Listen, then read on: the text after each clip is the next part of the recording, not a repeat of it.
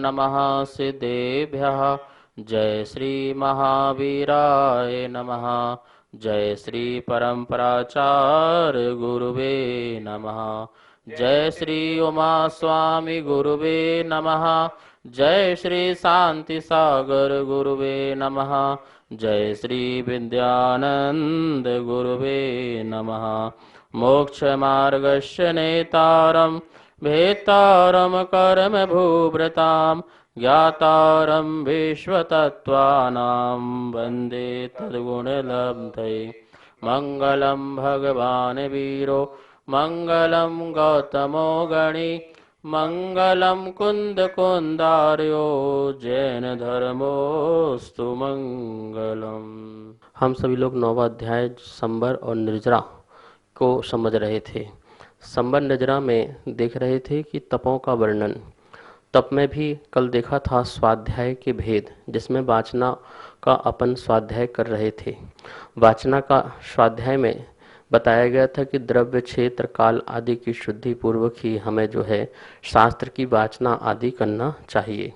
यदि हम असमय में स्वाध्याय करते हैं तो उससे क्या क्या हानि होती है, इसके लिए धवला आदि अनेक ग्रंथों में बताया है। अष्टमी में अध्ययन करने से गुरु और शिष्य दोनों का वियोग होता है।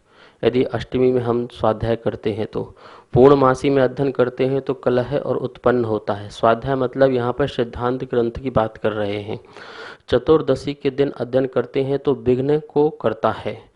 कृष्ण चतुर्दशी और अमावस्या में अध्ययन में से विद्या और उपवास विधि सब विनाश वृत्ति को प्राप्त हो जाती है।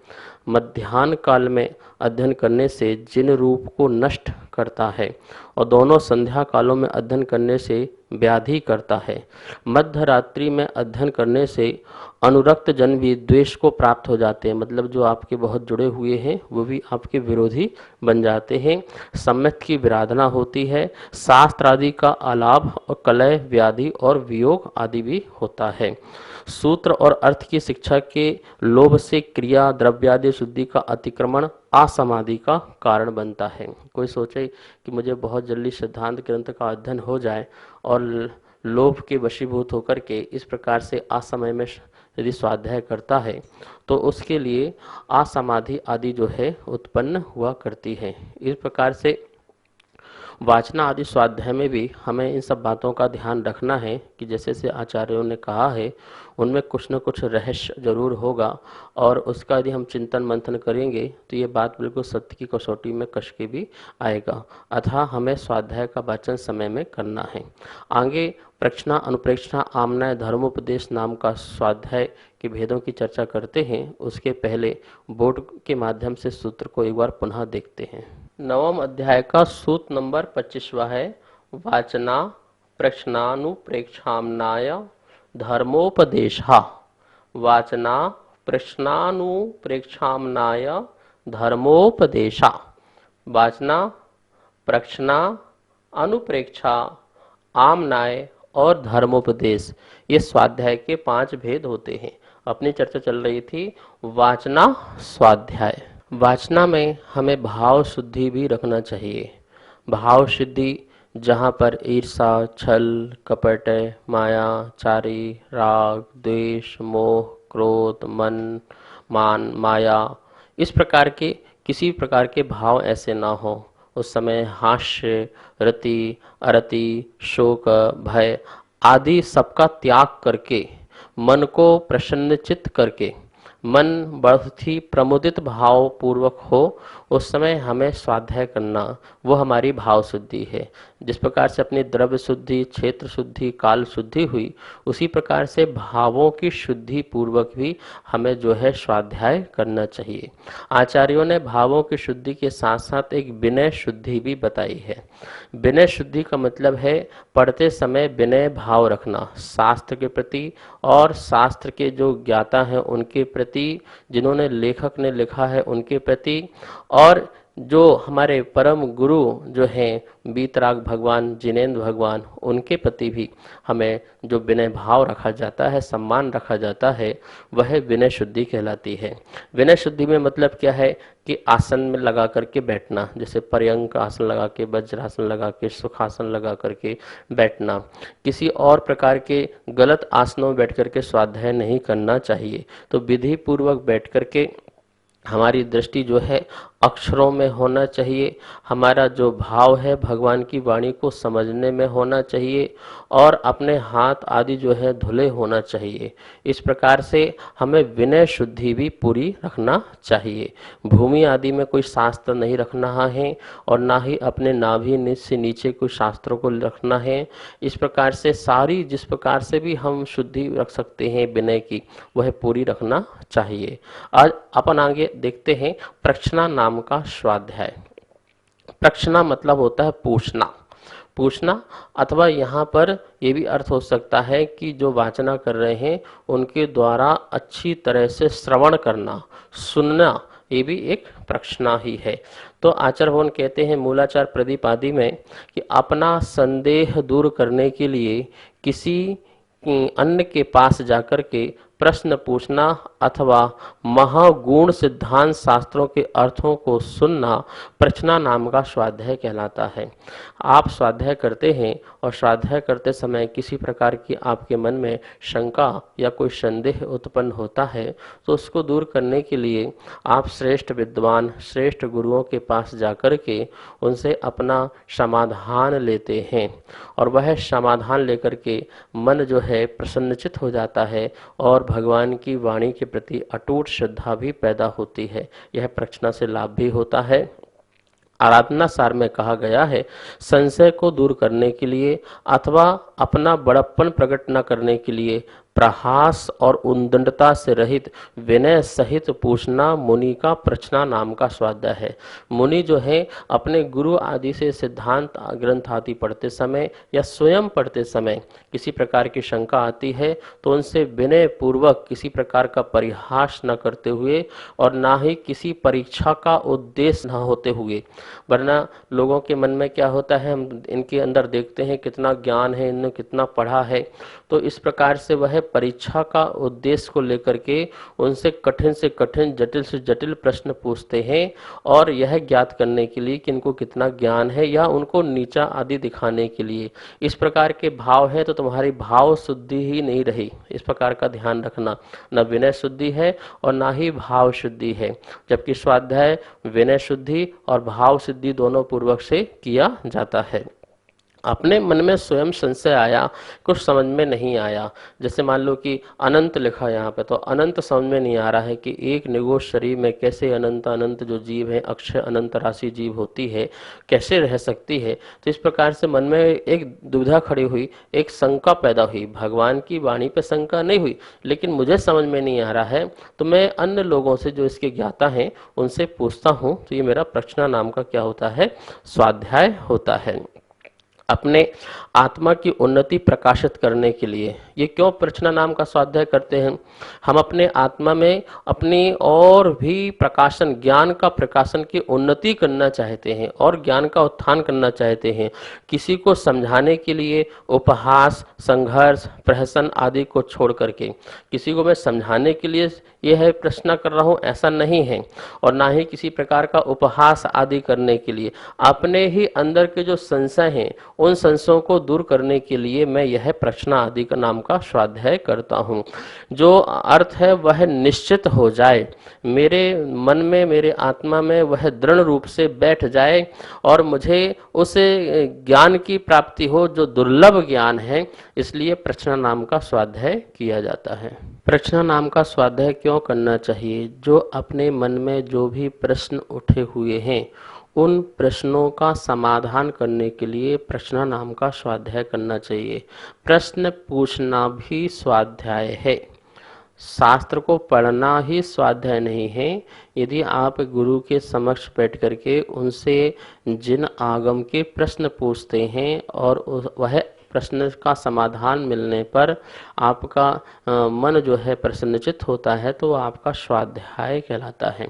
स्वाध्याय क्या है? जो आपको प्रसन्नचित्त रखे, जो आपको मोक्ष मार्ग में बढ़ने की प्रेरणा दे, जो आपके आत्मा की शुद्धि करे, जो सर्वज्ञ भगवान के प्रति और श्रद्धा पैदा करे, वह स्वाध्याय कहलाता है। जहाँ पर निज आत्म कल्याण की बात का लाभ हो, वह स्वाध्याय कहलाता है। तो प्रश्न पूछना, पर प्रश्न इस प्रकार से पूछना, इस बात का ध्यान रखना, कहीं यहाँ वहाँ के प्रश्न नहीं पूछना।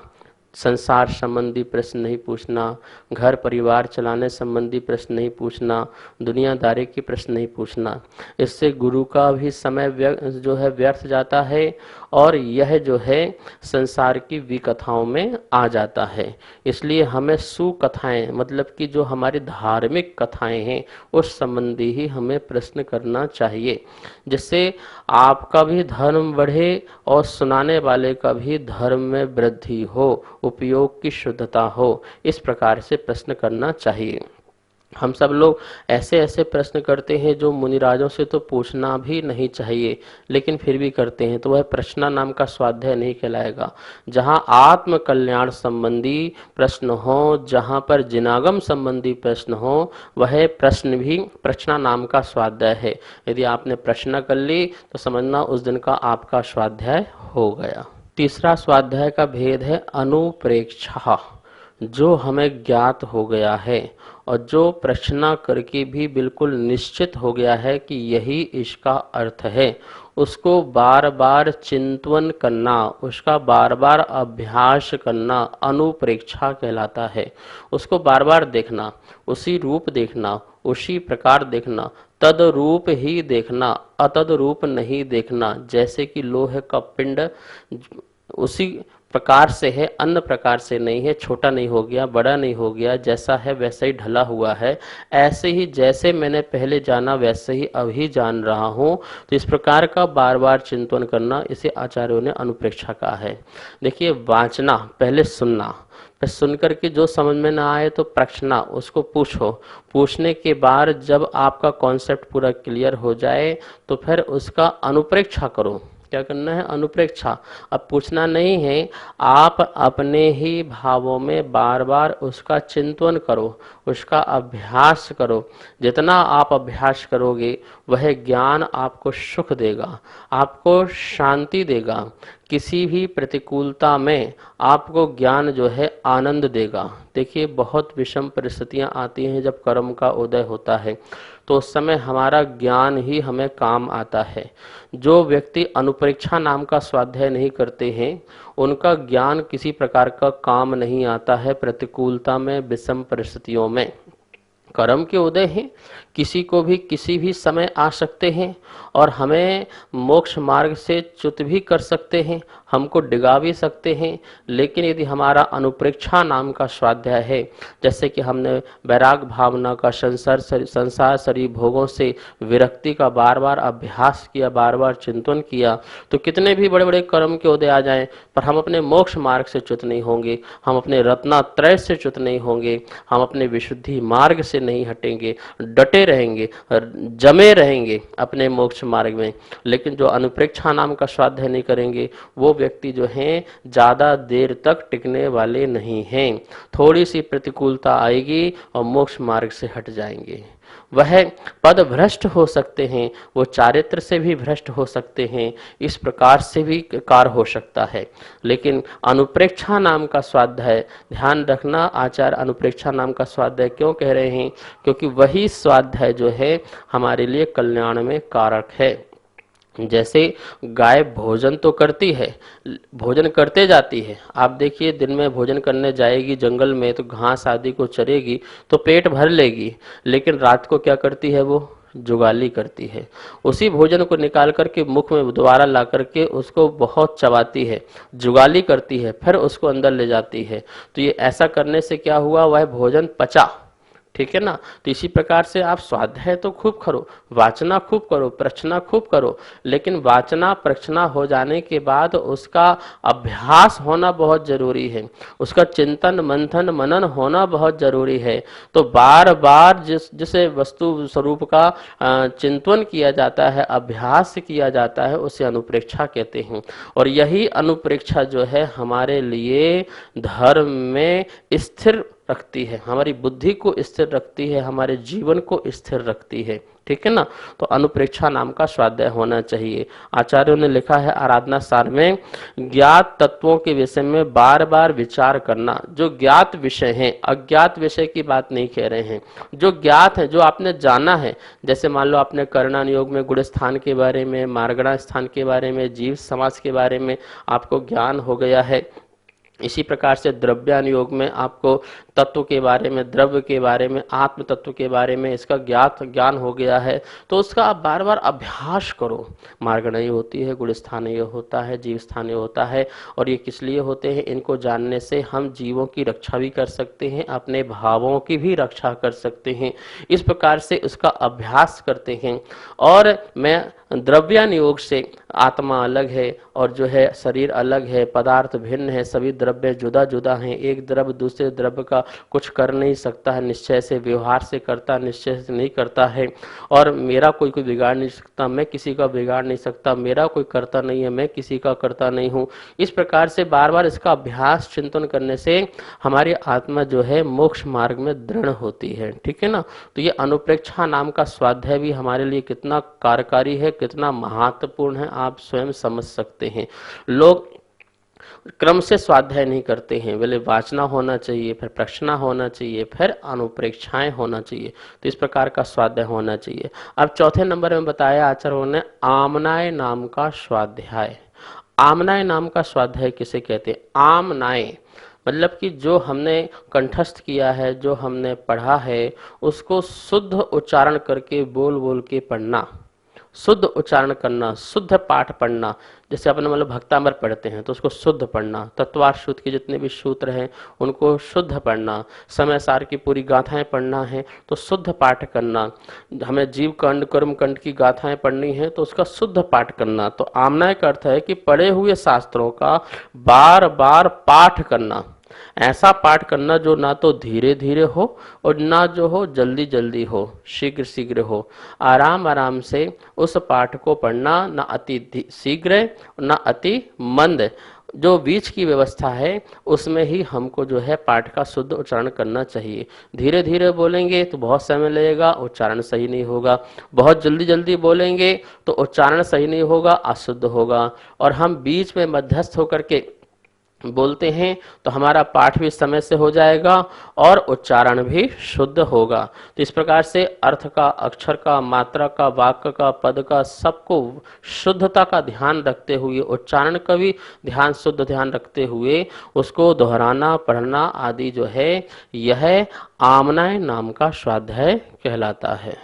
किसी भी ग्रंथ का पूर्ण रूप से पाठ पढ़ना, पाठ करना, ये आमनाय कहलाता है। आमनाय करने से हमें तो एक चीज कंठस्थ हो जाती है, और कंठस्थ की जो विद्या है वो सदा काम आती है। शास्त्र की विद्या साथ में रह जाती है, लेकिन जो कंठस्थ हो जाती है वो विद्या हमारे हर जगह काम आती है। जैसे बैंक में रखा हुआ धन विषम परिस्थिति में हमारे काम नहीं आता है, जो हमारे अंटी में धन होता है वही हमारे काम आता है। इसी प्रकार से शास्त्र का ज्ञान शास्त्र में रह जाता है, लेकिन जो हमारे कंठस्थ रहता है वह हमारे शरीर के शिथिल होने पर, इंद्रियों के शिथिल होने पर भी वह हमारे लिए काम आता है। और उस ज्ञान के माध्यम से हम अपने चित्त को बहुत शांत करते हैं और क्षमता रूप परिणाम भी लाते हैं। इसलिए यह आमनाय नाम का स्वाध्याय भी हमारे लिए बहुत जरूरी है और इसे करना ही चाहिए। इस प्रकार से हमें ग्रंथों के पाठ शुद्ध उच्चारण फेरते रहना चाहिए। फेरना, जैसे एक प्रश्न आता है कि घोड़ा अड़ा क्यों, रोटी जली क्यों, पान सड़ा क्यों और विद्या भूली क्यों। इन चारों का प्रश्नों का एक ही उत्तर है, क्योंकि फेरा नहीं गया। घोड़ा अड़ा क्यों? क्योंकि जब तक घोड़े के पीठ में हाथ नहीं फेरो तो वह घोड़ा आगे चलता नहीं है। और रोटी जली क्यों? क्योंकि उसे फेरी नहीं गई, पलटी नहीं गई, इसलिए रोटी जल गई। पान सड़ा क्यों? क्योंकि पान को भी रोज क्या है पलटना पड़ते हैं। यदि एक पान यदि सड़ गया तो सारे पान को खराब कर देगा, इसलिए उनको भी फेरना पड़ता है। और विद्या भूली क्यों? क्योंकि फेरी नहीं गई, उसको भी हमने दोबारा दोहराया नहीं, इसलिए विद्या भी भूल जाते हैं। इसलिए यह आमना नाम का स्वाध्याय कहा कि हमें भूलना नहीं है, जिनेंद्र भगवान की वाणी को हमें भूलना नहीं है, वो हमारे कंठस्थ में रहे, हमें याद में रहे और हमारे मोक्ष मार्ग में कारण बने, केवल ज्ञान में कारण बने।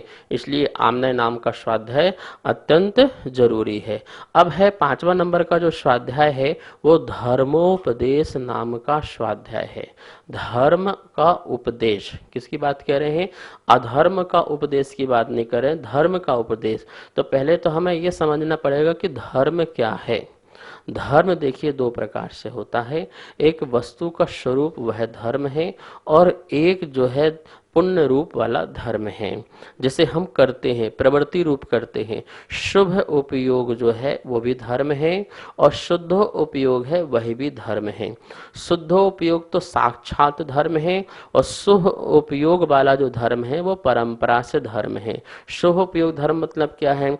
देव शास्त्र गुरु के प्रति जो भक्ति है वह हमारा शुभ उपयोग रूप धर्म है। अपने 6 आवश्यक कर्तव्य का पालन, 12 व्रतों का पालन, मुनिराज 28 मूल गुणों का पालन, जिसमें चित्त लगाते हैं और प्रवृत्ति करते हैं, वह सारा का सारा शुभ उपयोग रूप धर्म कहलाता है। और वह शुभ उपयोग रूप जो है परंपरा से हमारे कर्मों की निजरा का कारण बनता है और मोक्ष का कारण बनता है। एक होता है शुद्ध उपयोग रूप धर्म। शुद्ध उपयोग रूप धर्म जो साक्षात धर्म होता है, जहाँ ना पुण्य और जहाँ ना पाप, मतलब शुभ अशुभ दोनों प्रकार के परिणाम न होकर के उपयोग की शुद्धता होती है। ऐसे महामुनिराज जो हैं शुद्ध उपयोग रूप भी धर्म करते हैं और वह शुद्ध उपयोग रूप धर्म यदि अंतर मुहूर्त तक भी टिक जाता है तो केवल ज्ञान आदि की प्राप्ति हो जाती है, यहाँ तक कि मोक्ष की भी प्राप्ति हो जाती है। तो इस प्रकार के धर्म का उपदेश देना, शुभ उपयोग रूप धर्म और शुद्ध उपयोग रूप धर्म का उपदेश देना, हित की भावना से देना, कल्याण की भावना से देना, यश ख्याति लाभ चाहे आदि की भावना से किसी को धर्म का उपदेश नहीं देना। अपनी वाक पटुता दिखाने के लिए मैं बहुत ही बड़ा प्रवक्ता हूँ, मैं बहुत ही बढ़िया भाषण देता हूँ, बहुत ही बढ़िया लोगों को प्रभावित करता हूँ। जैन धर्म प्रभावित करने के लिए नहीं है, परिवर्तन करने के लिए है। आप किसी को प्रभावित मत कीजिए, अपितु परिवर्तन कीजिए। कैसा परिवर्तन कीजिए? अभी तक आपका अशुभ का जीवन था, अब आप शुभ का जीवन जिए। इस प्रकार का परिवर्तन, क्रांति लाना, अपने जीवन में क्रांति लाना। जो अनादिकाल से जीवन जी रहे हैं उस जीवन को छोड़ करके अब जो है अच्छा जीवन जीना है, सम्यक जीवन जीना है, तो सुधार कराता है जैन धर्म। ऐसा धर्म का उपदेश देना। तो धर्म के उपदेश में किसी प्रकार की आकांक्षा नहीं, किसी प्रकार की कामना नहीं, लोगों को प्रभावित करके अपना प्रोजेक्ट आदि पूरा करने की भावना नहीं और ना ही अपना कोई काम कराने की भावना। मात्र और एक मात्र यह जीव जो संसार में अनादिकाल से भटक रहे हैं, इनकी भटकन समाप्त हो जाए, इनकी अटकन समाप्त हो जाए और यह शीघ्रता से आत्मा जो है परमात्मा बन जाए, अपने सिद्धत्व स्वरूप को समझ जाए। इस मंगल भावना से, इस मंगल कामना से धर्म का उपदेश देते हैं।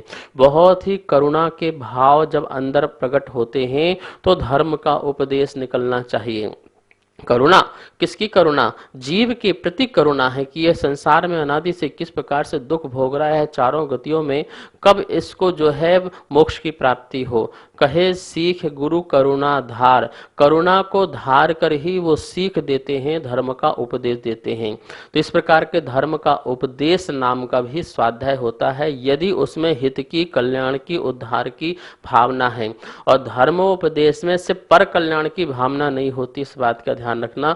स्व कल्याण की भी भावना होती है कि मुझे भी सौभाग्य मिला भगवान की वाणी को किसी का कहने का, तो वह भी उस वाणी से जुड़ा रहता है, तो अपना भी कल्याण करता है, क्योंकि अपने को भी शुभ उपयोग में लगाए हुए है और सामने वाले को भी धर्म का उपदेश दे करके, और धर्म का उपदेश मतलब रत्नात्रय का उपदेश दे करके, सम्यक दर्शन, सम्यक ज्ञान, सम्यक चारित्र धर्म है, 10 धर्म है, वस्तु स्वरूप धर्म है, चारित्र जो है धर्म है, सम्यक दर्शन धर्म है। इस प्रकार का धर्म का उपदेश दे करके अपने को भी और पर को भी मोक्ष मार्ग में जो दृढ़ करता है वह धर्मोपदेश नाम का स्वाध्याय कहलाता है। आचार्य अंकलंग देव ने राजवार्तिक में कहा है कि लौकिक ख्याति, लाभ आदि दृष्ट प्रयोजन के बिना उन मार्ग की निवृत्ति के लिए, जो मिथ्या मार्ग है उसकी निवृत्ति के लिए, संशय को दूर करने के लिए तथा अपूर्व पदार्थ के प्रकाशन के लिए धर्म कथा आदि का अनुष्ठान कथन करना धर्म उपदेश नामक का स्वाध्याय कहलाता है। यहाँ पर धर्म कथा आदि मतलब कि कथाएं बहुत प्रकार की होती हैं, इसलिए आचार्य ने कहा कि यहाँ पर किस किस कथाओं का हमें वर्णन करना चाहिए। जैसे शास्त्रों में मिलता है कि आक्षेपणी कथा, विक्षेपणी कथा, धर्म कथा, संवेदनी तक कथा, निर्वेदनी कथा, इस प्रकार से बहुत प्रकार की कथाओं का वर्णन मिलता है। आक्षेपणी कथा का मतलब होता है जिसमें ज्ञान और चारित्र का उपदेश हो, उसे आक्षेपणी नाम की कथा कहते हैं। मतलब उसमें ज्ञान का भी उपदेश होगा और चारित्र का भी उपदेश होगा। इस प्रकार की कथा जहाँ तीर्थंकरों का वृतांत रूप प्रथमानुयोग, लोक का वर्णन, कर्णानुयोग, श्रावक मुनि धर्म के कथन का रूप, चरणानुयोग, पंचास्तिकाय कथन रूप द्रव्यानुयोग, इनका कथन हो। मतलब प्रथमानुयोग, कर्णानुयोग, चरणानुयोग और द्रव्यानुयोग, 4 अनुयोगों का जहाँ कथन होता है वह आक्षेपणी नाम की कथा कहलाती है। विक्षेपणी नाम की कथा का मतलब होता है जिस कथा में स्वासमय और पर समय की चर्चा होती है। मतलब अपने धर्म की भी, अपने मत की भी और पर मत की भी चर्चा होती है। पर मत का खंडन, स्व मत का जो है अपना मंडन जो किया जाता है वह विक्षेपणी कथा कहलाती है। निर्वेजनी नाम की कथा जो होती है संसार शरीर भोगों से विरक्ति अर्थात वैराग्य दिलाने वाली जो कथाएं होती हैं वह निर्वेजनी नाम की कथा कहलाती है। समवेजनी नाम की कथा कौन सी होती है? जिसमें ज्ञान, चारित्र, तप, वीर इनका अभ्यास करने से आत्मा में कैसी कैसी अलौकिक शक्तियां प्रकट होती हैं। मतलब कि 4 प्रकार की जो आराधनाएं हैं उनका यदि आप जीवन में उतारते हैं तो आत्मा में किस प्रकार के वैभव की और शक्तियां की प्राप्तियां होती हैं उसका खुलासा जिसमें किया हो वह संवेदनी नाम की कथा होती है। तो इस प्रकार से आचार्य भवन ने यहाँ पर 4 प्रकार की कथाएं की। और धर्म कथा में जिसमें अभ्युदय की बात हो, जिसमें स्वर्ग की यह करने से, पाप करने से आपको स्वर्ग मिलेगा, पुण्य करने से पाप करने से आपको नरक मिलेगा और पुण्य करने से आपको स्वर्ग मिलेगा, और यदि आप सच्चा धर्म पालन करते हैं तो आपको मोक्ष आदि की प्राप्ति होगी। इस प्रकार से अभ्युदय की जिसमें बात हो वो धर्म कथा कहलाती है। इस प्रकार से यहाँ पर इस सूत्र के माध्यम से स्वाध्याय के 5 भेद पढ़े। आगे शेष विषय कल पढ़ाएंगे। आज का स्वाध्याय ही संपन्न करते हैं। माँ जनवाणी की स्तुति करते। जावाणी के ज्ञान से सूजे लोकालोक, शोवाणी मस्तक धरू सदा दे तुहो धोग। हे जिनवाणी भारती तो ही जपो दिन रेन, जो तेरी शरणा धरे सो पावे सुख चैन। आशीर्वाद। सभी को सादर जय जिनेन्द्र।